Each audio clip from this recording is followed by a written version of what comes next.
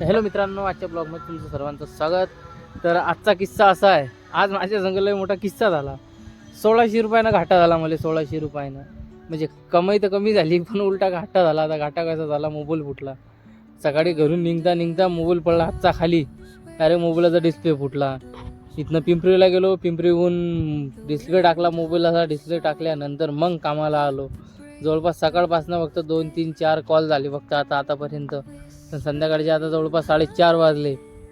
आजचा दिवस असाच गेला. आजचा दिवस सकाळी काय मी कोणाचा चेहरा पाहिला होता. नुकसान करून आला माणूस. आज दिवसभर काम नाही, काय नाही. खुळण बंद आहे, सगळं बंद आहे. आणि डिस्प्लेने मंदाचा हे दिला. आता तो डिस्प्ले पण व्यवस्थित चालत नाही आहे, त्याला पण काहीतरी काम निघालं.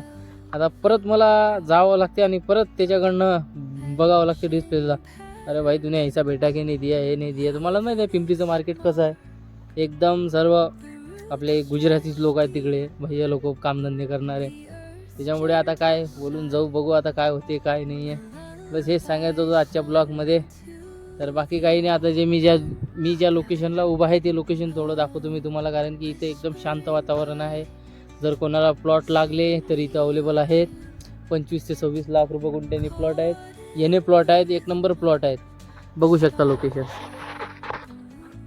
हे सर्व लोकेशन 1 नंबर शांत वातावरण आहे सर. आणि हे जे लोकेशन आहे मित्रांनो, हे कुठलं लोकेशन आहे ते पण सांगतो मी तुम्हाला. हे लोकेशन आहे, हे बघा. आता तुम्ही एक वस्तू दाखवतो मी तुम्हाला, तुम्ही ओळखू शकता हे लोकेशन कुठलं आहे. झेंडा दिसला, झेंडा, भगवा झेंडा. तो